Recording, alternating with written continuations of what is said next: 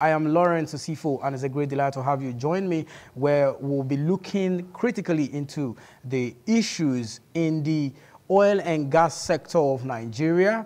We'll be looking at the cost of fuel, the NNPCL saga, everything happening in terms of premium motor spirit, PMS, popularly called petrol. I have a guest seated with me in the studio already, a legal practitioner and a public affairs analyst. But before my guest join me fully on the show, let me give you your business roundup story, or basically talking from the NNPCL before we set the conversation started. Now, there are indications that the pump price of premium motor spirit, PMS, popularly known as petrol, may rise in filling stations as the Nigerian National Petroleum Company Limited has finally admitted that it is facing the challenges due to the $6.8 billion debt. After weeks of denial, the NNPCL admitted that it owed its petrol suppliers the sum of $6.8 billion, saying it was facing financial strains due to petrol supply costs. In a statement by its Chief Corporate Communications Officer, Olufemi Shoneye, the state-owned energy company subtly confirmed that the debt was the reason for the fuel queues in filling stations across the country, stating that it is impacting the supply sustainability. Correspondent reported that in July that Nigeria's debt to suppliers of petroleum surpassed the $6 billion, marking the NNPCL's struggle to cover the gap between fixed pump prices and international fuel cost. Report also stated that the National Oil Company began struggling early this year when the late PMS payments surpassed $3 billion. The company had still not paid for some of the January imports, the traders said, and the debt keep piling up under the contract terms. The NNPCL is meant to pay within 90 days of delivery. The reason traders are putting up with the $250,000 a monthly per cargo for late payment compensation, the industry sources stated. Since June, Nigeria's tender to buy PMS were smaller, as traders said. From 2 of July, 3 months of the traders were also to have stopped supplying PMS to the NNPCL as of now, making a total of 5 unpaid traders. But Shoneye in August denied that the NNPCL owed international oil traders $6.8 billion. The NNPCL has given various reasons for the lingering fuel crisis, including bad weather and inability of vessels to discharge, amongst others. But none of the measures it has taken to stop the queues at the fueling station. As Nigerians continue to complain over the lingering fuel crisis since July, the sudden admission by the NNPCL of a claim it has severally denied fuels speculation that the federal government might stop paying when it termed under recovery or shortfall on imported product. Correspondent also learned that the company might be contemplating taking the only way out of the debt challenges, which was to stop paying shortfall that might no longer be sustainable.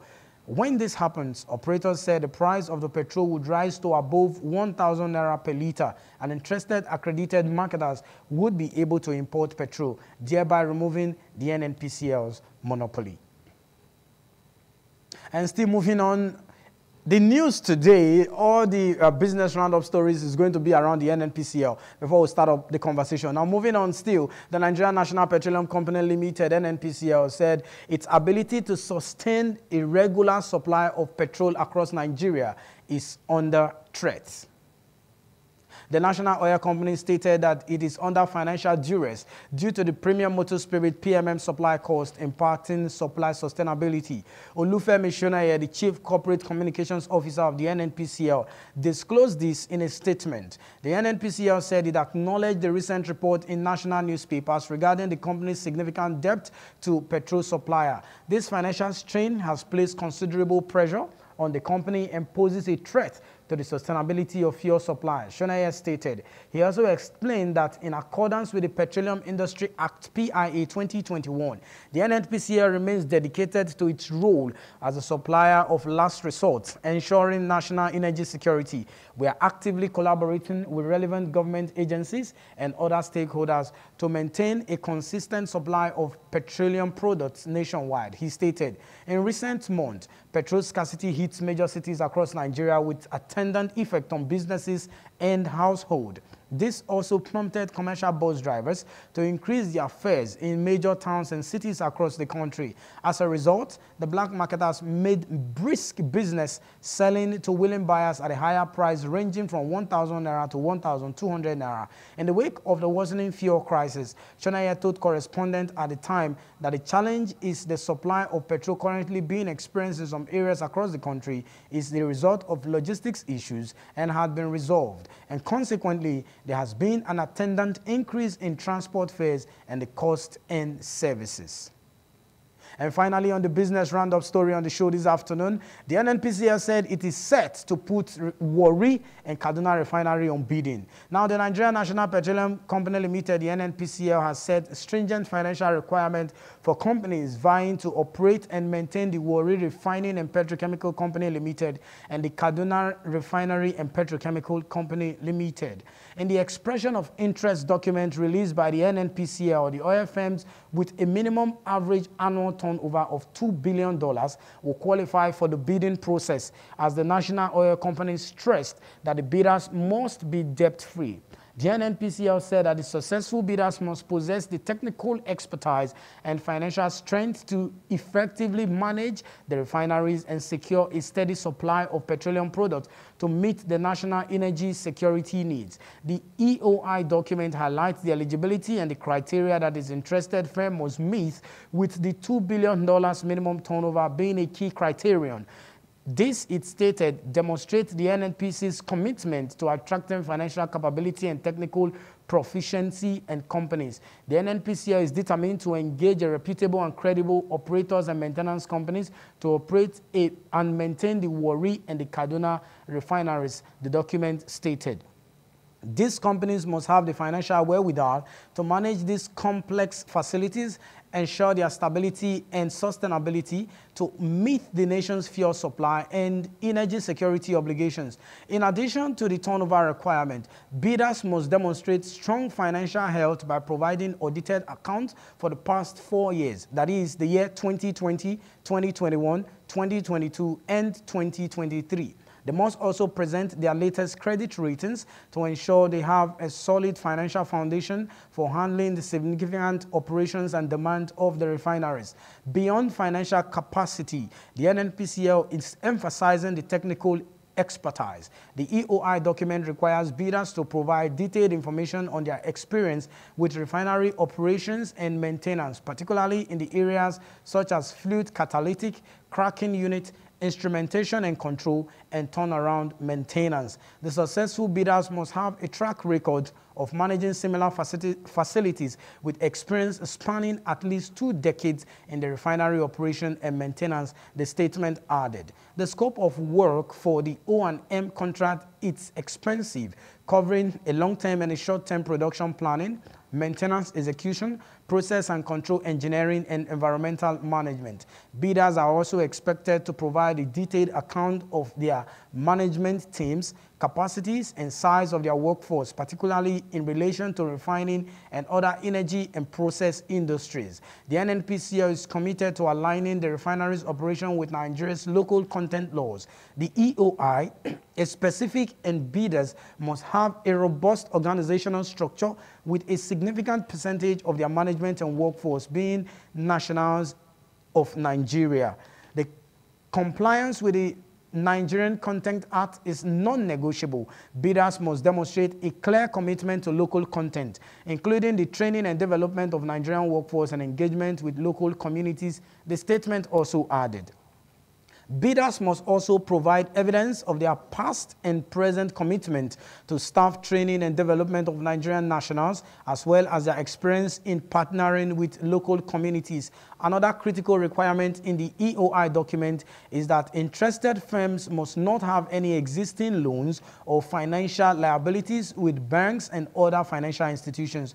This is to ensure that the selected O&M contract are not financially over-leveraged and can focus on the successful operations of their refineries. A firm with outstanding financial liabilities must face challenge in raising the necessary capital fund and operations of the refineries, which could jeopardize their entire project, the statement noted. The NNPCL has assured potential bidders that the crude supply to the refineries will be guaranteed after the takeover by private firms. However, this engagement is intended to be temporary. According to the NNPCL spokesman, Olufemi Shoneye, the O&M contract is designed to last for a minimum of 5 years. The NNPCL is committed to ensuring that the refineries have a steady supply of crude oil, which is critical to their operations. However, the private firm that will take over the operations will do so on a temporary basis for a period up to 5 years, Shoneye disclosed. The deadline for the submission of the expression of interest is September 12,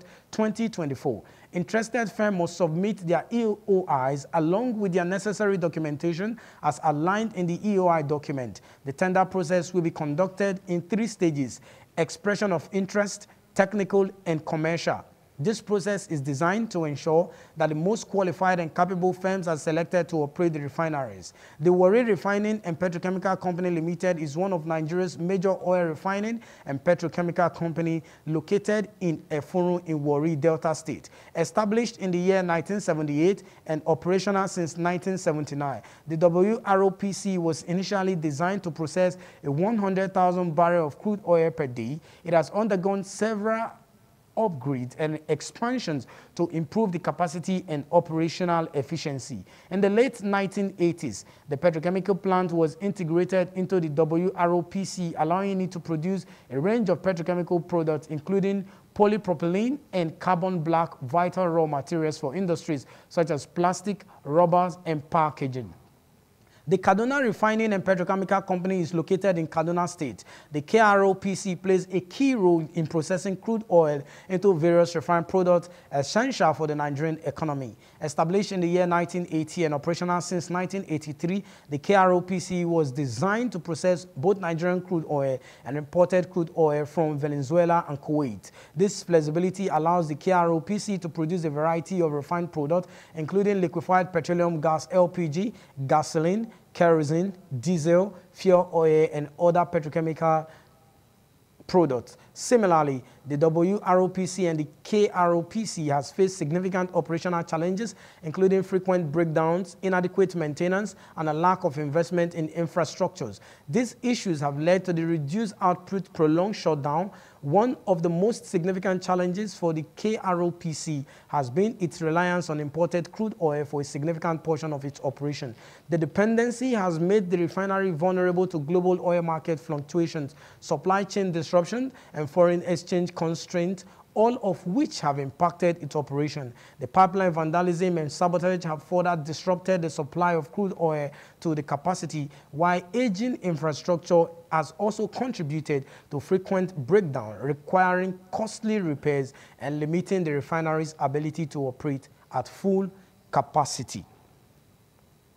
So this is it. The NNPCL has been the story for the business roundup. So we will be looking at the NNPCL, the current hike in the price of petroleum products, and this, not just the hike, but the scarcity as well. So if this product is there, even if it is expensive, Nigerians may be willing to buy. But we'll look at the scarcity, we'll look at the price, we'll look at everything about the NNPCL. Now bidding has been called for by the NNPCL to put the Warri and the Kaduna refinery to private hands. What next? My guest is seated, a legal practitioner, a public affairs analyst, Joshua Abolagba, joining me on the show this afternoon. Good afternoon, Joshua. Yeah, good afternoon. Good to have you. Yeah. Okay, so you heard me read out from the beginning the NNPC denying that they were owing at first. Later on, they've come out to tell us, yes, they are indebted to the tune of $6.8 billion US. You and I know what it is when you convert that to Naira with the cost of exchange rate. It runs into millions, or rather trillions. Yes, yes, definitely. Now, let's walk through. Is it that NNPC have lied to us at first by telling us they were not indebted? Now they've come out to say they are indebted. The price of the product has been increased. Nigerians now have to pay through their nose and every part of their body. Yeah, you know, the thing is that most times, you know, we talk about the government being transparent. Yeah. Loud. The NNPCL is a company that is set up to cater for the needs of Nigerians. the petroleum needs of Nigerians. Yeah. You know, and so if they are not truthful to Nigerians who they are meant to serve, they will know that that's a very big problem. True. That's a very big problem. So I believe that in as much as the NNPC has now finally come out to state that they are actually owing to the tune of 6 points, something, $8 billion. $8 billion, you know. So they should look for ways in which they will be able to make such payments, and so that the country can be back on its feet. Because as it stands now, everything is, you know, at a standstill with regards to petroleum. Yeah. You know, so we need something to be done as soon as possible. And them saying they want to put up the other refineries, the one in Kaduna and the one in Warri, up for, you know, up into private hands, you know, for management. Maybe that would also, you know, be able to help in assuaging the sufferings of Nigerians by, you know, now putting the refinery into work and then getting products from those refineries. Yeah. But let's just see, it all boils down to the fact that we need persons who are true to, you know, the needs of the people, who understand the needs of the people. Those who understand the feelings of the people. Understand the feelings of the masses and are willing to, you know, assuage the pains and the sufferings. Yeah. That's when things can now work. But let's just see how things, you know, pan out rather, as we go. All right. Now, they said some of the reasons were logistics. That's the reason why we're seeing what we're seeing today. You know, when you called me that you were coming, I was expecting you to be here, say, if you're made it, you called me earlier and said you're here. Like, what happened? You said you had to take commercial vehicle. That's because the price of what you were buying as at last week has changed, as at on Tuesday. Yeah. Now, this is the product we were buying 200 naira in less than 2 years. We're now buying it for 1,200 and above. Can we now say that the NNPCL is shrouded in secrecy, that nobody knows what is happening in that establishment, or some persons are not just ready as government officials to do the right thing in order to put things on track? You know, I believe that the issue with, you know, Nigeria generally, you know, and then the petroleum sector in particular, is the fact that, you know, very many persons who have headed this, you know, the establishment, the NNPCL, they have not really done that with, you know, open and transparency, you know. So, and that's a problem that Nigeria faces, you know, various sectors of Nigeria faces that problem of, you know, not having a transparent running of those sectors. And so that's what happens when, you know, like what we said, when the sector is shrouded in secrecy, then these are the things that crop up. Because if they have come out to tell Nigerians that these are our problem, or this is what we are facing, we have borrowed so much in order to, you know, fit running costs and other things, then Nigerians will understand. The problem is that most times Nigerians are not abreast with the happenings in these parastatals. So it just happens like something just comes up and then the prices just go up, and then everybody is, you know, taken aback as to why the prices are going up. They didn't know that the NNPC had been facing such challenges. Some of us didn't even know that NNPC had borrowed so much money, and they are owing to the tune of $6.8 billion. If the masses are being carried along and say we are borrowing this money, and then those monies that are borrowed are being put to use, then the Nigerians will also know that, okay, if they are borrowed this money and then they are putting to use, so we know that, okay, within so and so time, they will need to pay back. So we should brace up for impacts when the price has gone up. But no, when people are not told, you know, that's another problem that we have. You know, the leaders should try as possible to interact with the people so that they will be abreast with the happenings. And then when things happen, it will not come as a shock. A shock to people. That's what we are clamoring for. So that at each point in time, we are carried along with the fact that, okay, the government needs to take out this loan, the government needs to do this kind of thing, the government needs to do this kind of thing, so that we will now know. But I feel that they have also, you know, taken a step in the right direction by telling us that they are owing. They are owing, number one. But they denied earlier. Then, but now they have owned up that they are owing, and then now they are saying they are going to privatize, or they are calling for bidders to take over to privatize the Warri and Kaduna petrochemical refineries. So I believe that if able hands, and you know, the criterion and the criteria that they give, you know, for those that are going to bid to apply, is quite stringent. So if very stringent. So if they stick to the stringent criteria that they have put in place, and then they get persons who are able to pass the criteria and then come on board, then I believe that those persons will be able to make do with what they have and then do things that will make for the betterment of the country in general and then the masses in particular. A sovereign state like Nigeria cannot control just 4, or rather make 4 refineries work to optimal capacity. Now we now have the Dangote refinery, which is supposed to come on stream, or rather has came on stream. But we saw so many back and forth here and there with selling crude for them to refine, though they've agreed now that they will sell crude to the refinery in Naira. But the Dangote refinery is coming out to also tell us that they will measure how they will sell this thing with Forex, because they say Forex is going to determine how they roll it out into the market. Is it that the Dangote refinery on its own, which is in Nigeria here, are there any other extra costs they have to pull in by telling us they want to measure it with Forex? Yeah, certainly. You know, with regards to the petroleum industry, you know, for example, the refinery you know, on its own, they refine the product, and then there's a cost of transportation. Okay. Even despite the fact that they are not exporting again, within or the that they are not country. importing, but within the country. So you cannot put a cost on those who are going to come and lift the product up. The equipment that will be used to lift those products. Okay. The equipment that will be used to transport those products.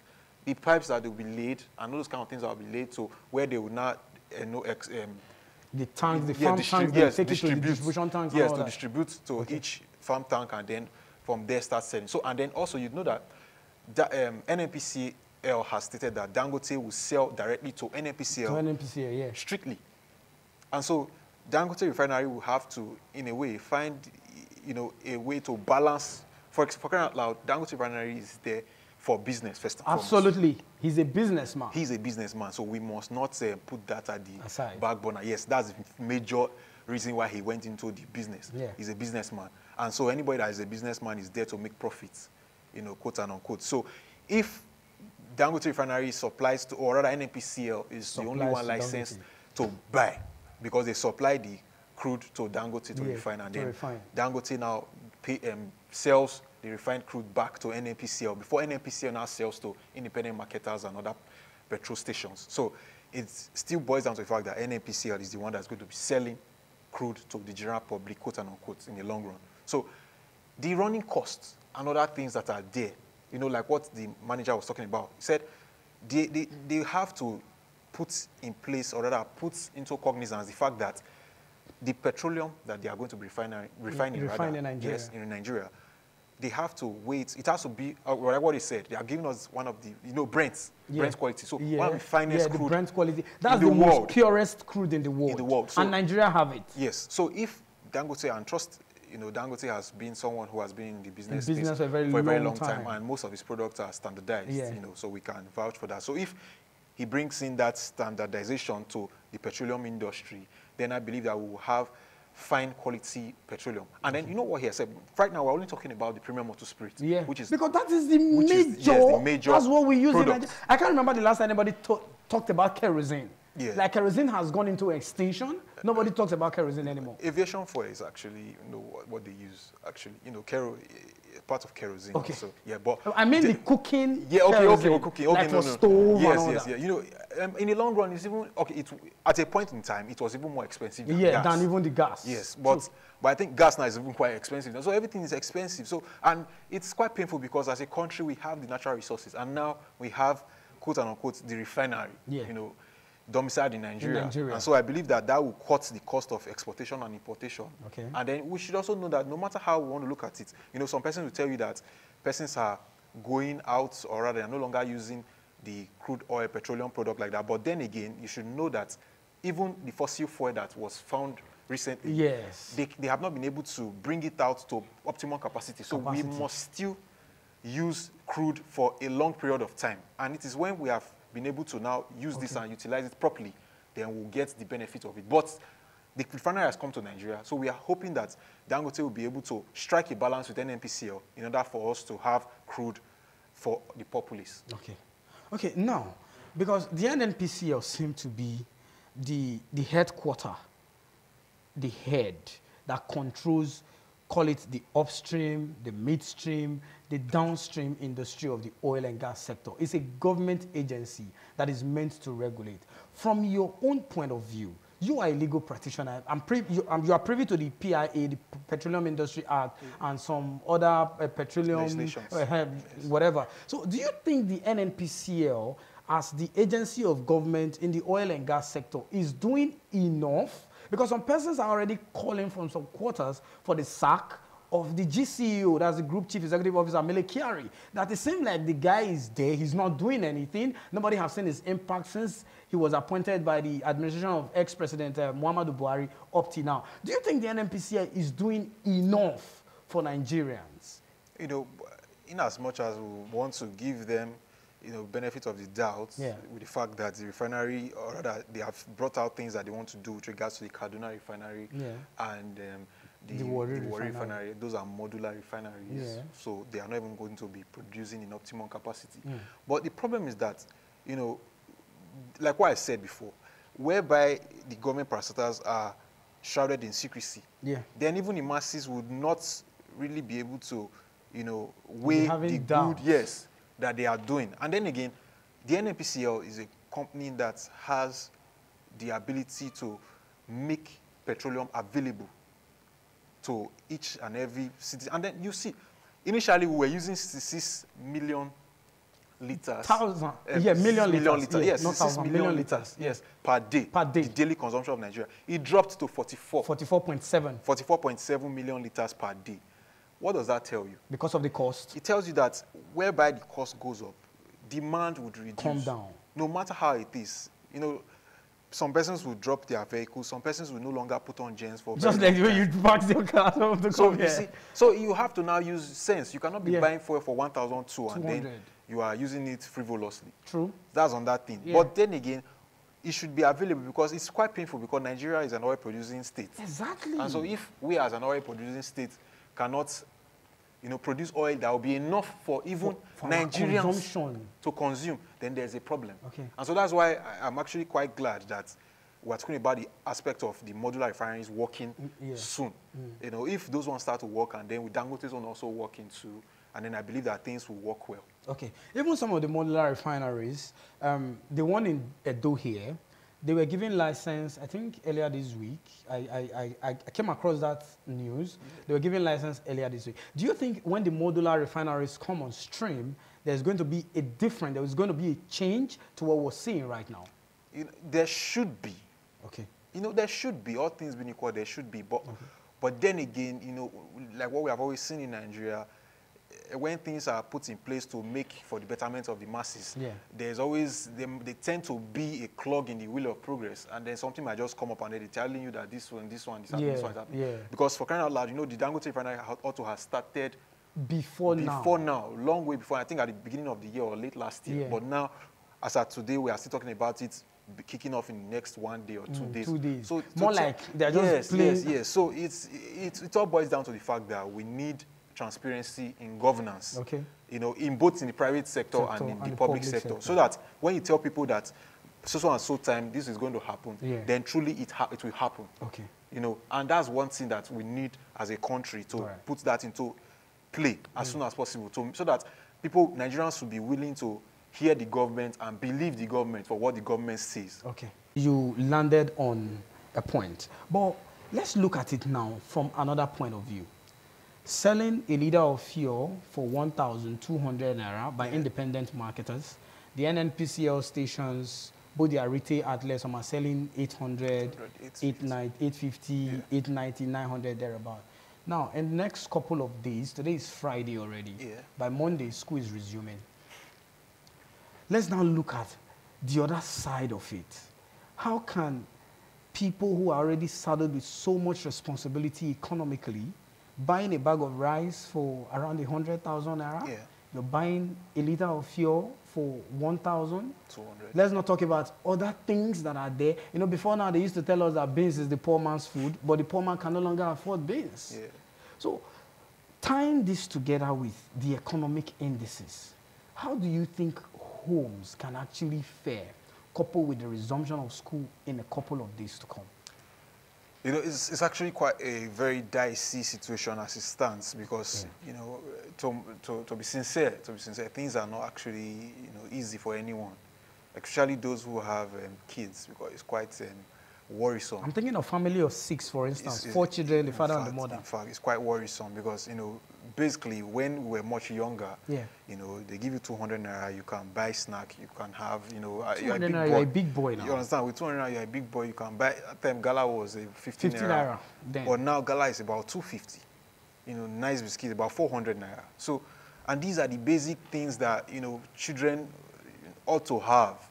So it's quite painful because, you know, back in the days when parents used to talk, they tell you there's much older persons. They tell you that when we were much younger, in the 70s. Yes, in the 70s, in the 80s, we had so and so. These were things that we could afford. These were things that we had at our disposal. Yeah. And then we, as young persons now, we are finding out that just 10 or 15 years down the line, not up to 10.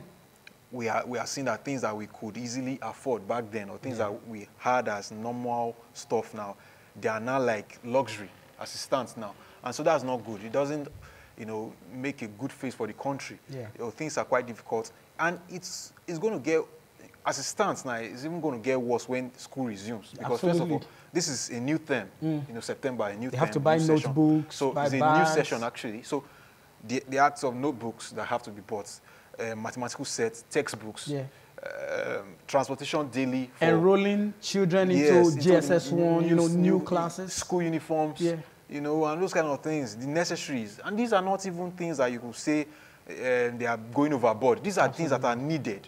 Obviously, a child is entering a new class, needs new uniform. For example, someone that was in junior school before is going to SS1, needs new uniform. Absolutely. Needs new textbooks. You can't use the textbooks that are using in junior school. We're not doing biology in junior school. No, you don't do biology in junior school. So now, needs those textbooks, he or she needs those textbooks. They need transportation every day.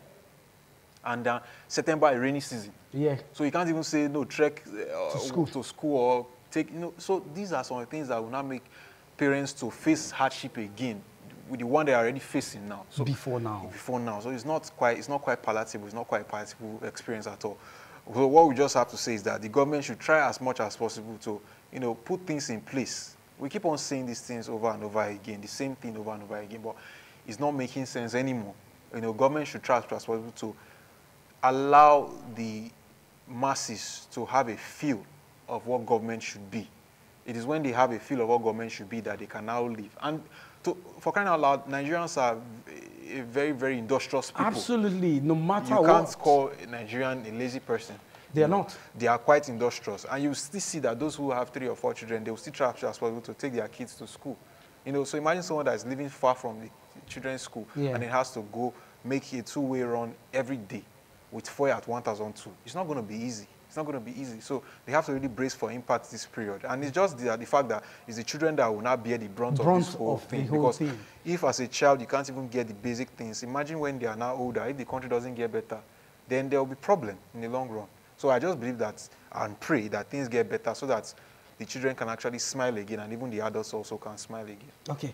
So the NNPCL in itself now, after the deregulation of the downstream sector, we actually thought we were going to see a better NNPCL from a corporation. It used to be the Nigerian National Petroleum Corporation. Yes. Before the whole unbonding, you now saw it becoming a limited company. Different subsidiaries are being under the NNPCL, working here and there.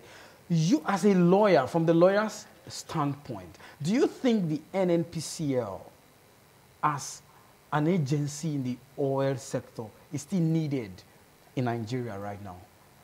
Yeah, with regards to, you know, saying that it's actually still needed, no matter how we want to look at it, you know. But they seem not to be doing much. The people are not feeling the impact. Yeah, the people might not be feeling the impact now, but like we just said a few minutes ago, them creating a bid and opening the bid for, you know, the refineries in Kaduna and in Delta State. It shows that in Warri, Delta State, it shows that they are, you know, they have hit the ground running, and so they are willing to do things. But if that establishment is scrapped, then it will be left to private individuals to now do everything. And then again, you know, no matter how you want to look at it, when the private sector is left to run a very, very critical and crucial economic sector like that, you know, they can decide to do what they want to do. And so that's why even the fact that Dangote Refinery is, you know, still the one that is now, okay, will be the one that will be selling crude now as it stands, you see that it is still the NNPCL that buys directly from Dangote. before now selling to independent marketers, to create a form of standardization with regards to the sale, and distribution of the product. So it's tell you that it is still needed. Okay. What we just ask for is transparency, so that at the end of the day, things will go well for the masses. But you can't just scrap that establishment. Just like with regards to the power sector now, you see that we have distribution companies. Who will now sell electricity to other, when they generate, when they generate, they sell to the transmission companies, and transmission companies. So imagine the generating plants or generating companies are no longer there. So you see that it will be a problem. So no matter how you want to look at it, even in that's what we were talking about, the act of removal of subsidy. Even as the fact that it was removed, but you see it has been brought back in a way. So in a way, they say they are still paying subsidy. Yes, in a way it has been brought back. That's to tell you that government has to be involved in the basic necessities. But if they are paying subsidy, sorry for cutting you, I know you will land on that before you answer it. If they are still paying subsidy, then how come the price is rising on a daily basis? Yeah, they are subsidizing, but you see, the whole thing is that the world assistance, the world over, is in a quagmire assistance due to the Russia and Ukraine war. The United States itself, being in an election cycle. There are so many things, Nigeria itself facing, lack of products as it were, and then the bunkering. And so there are so many factors that are bedeviling petroleum assistance. And so Nigeria is not left out. And, the economic downturn globally is also a factor. So, for example, if you are saying you want to sell crude, or you are buying crude, for example, when Nigeria, before refinery starts working, you're still buying crude. So, if you are buying at a rate, I know the dollar is now 1,612 naira thereabouts. You see, so imagine you are buying a barrel, or for a barrel is $74 now. $74. So convert that into naira. You see, something that would have been buying for less than so and so amount now that's tripled, if not more. So at the end of the day, that cost, who bears it? So it's the government that comes to bear it in the form of subsidy. Yes, so they try to subsidize those things. But even at that, we still see that there is still massive outcry and pain with regards to the availability of petroleum. So first of all, the product is not even readily available. And then wherever you find it, it is quite expensive. As we begin to round up, because we are pressed for time now, let's look at the inability of the Port Harcourt refinery to begin production. Today you hear NNPCL tell us Port Harcourt will start working today. Tomorrow you hear it will start working tomorrow. It has been postponed on several occasions. Should you now say that refining and petrochemical company is being sabotaged, or there is something the government is not doing enough to make sure that that refinery push out petroleum or products into the market? Yeah, you see, like what I said earlier on, it all boils down to transparency on the part of the government and those that are manning the sector. We have refineries in Nigeria, and if those refineries cannot work, and then we are having a private individual, a businessman, whose refinery is working, then you see that there's a very big problem. Big problem, absolutely. A very, very big problem. And if the government is saying that they cannot, run those refineries optimally, then maybe it is good, like what they have said, they should privatize it and let's see what the private individuals can do. But then again, when we talk about privatization, they should ensure that those private individuals or private companies who are coming to man those refineries are scrutinized. And they are told, those guidelines are giving guidelines on stringent guidelines, and what there should be, the output, the product that we need, the output daily should be met. And if they are lagging behind in meeting the output daily, then sanctions should be meted out. But then again, it all boils down to transparency. If the government is not transparent enough, and there are maybe insider dealings and those kind of things, then it would create a clog in the wheel of progress in those refineries working. And that's what we have seen over the years. Yes, that's why the refineries cannot work. They tell you something they can't. And besides, with regards to refineries, how they work, you need adequate and constant supply of crude. Because you can't refine what you don't have. Yes, and then again, you can't just say, okay, because we're refining 66,000 liters or 20 or 40,000 liters. 40,000 liters or 40 per million day, liters per day. Yeah, and then for the next day, for consumption, and then the next day you are dropping below that, yeah. or the next day you are not having enough crude to even refine. Then the refinery, when you shut it down, the money it will take for you to start it again is more than the profit that you would have made for the period when you were running it. True. So as a refinery, you need to keep on working and keep on getting products day in, day out. Yeah. The refinery must be working at optimal capacity for you to really get the benefit of running a refinery. Okay. And that's why the government has not been able to do that, because there are so many things involved. That's what we'll see. So if the government is true to itself and true to the masses, and then they are willing to take the bull by the horn, then we'll be able to get premium motor spirit, which is very, very important, and other, derivatives of petroleum. Okay, as we begin to wrap up, what would be your general advice? Because the president is the Minister of Petroleum Resources. He seemed very calm and quiet about this issue, probably because he's not in the country right now as we speak. He's in Beijing, China, going forth for business investors and trade. But you can't be moving around when the basic necessities in your home, they are not there. It's just like a father in a house, there's no food for the children to eat, you're traveling. So what would be your general advice, basically, to the president, who is also the Minister of Petroleum Resources, and even the NNPCL itself, the sole regulator of this industry, because times are really hard for Nigerians. Once you increase or raise the price of PMS, everything changes in the market automatically. You don't need to touch every other thing. They just change on their own. So as you wrap up, your parting shot, what the government should do, what the NNPCL should do to make life at least a little bit of ease for Nigerians. Yes.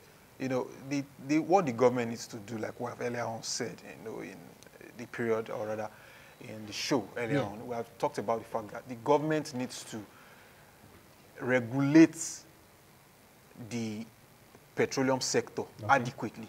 And also the NNPCL also, like what they are planning to do. They buy and then they now sell to marketers. So if they really do this and then there's no secrecy and then backdoor dealing, insider dealings, then things will work out well. Because if Dangote refinery is producing at optimal capacity, and then those other refineries start working and producing at optimal capacity, and then they are selling to NNPCL, and NNPCL is in turn selling to those who sell to the masses, then the price will come down. Because then again, you see, the president mandated them to sell to Dangote refinery in Naira. So that's a good step. At least that's a good step in the right direction.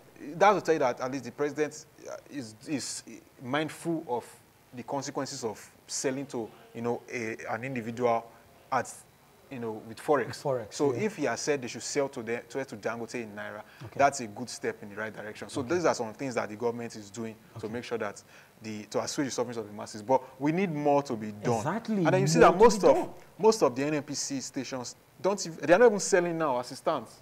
They don't even have the product. They don't have the product. So that's another problematic thing. So products should be made available. Like what I said earlier on one of the shows, that the marketers go to the depot and then they stay on queues on end trying to get products, and then sometimes they don't get the maximum that they wanted to get, after renting those trucks or buying those trucks. They are quite expensive. So the government should do things that will make the masses to really feel the impact of government. When this is done, it will touch each and every sector. Because when petroleum is available, then things will be cheaper.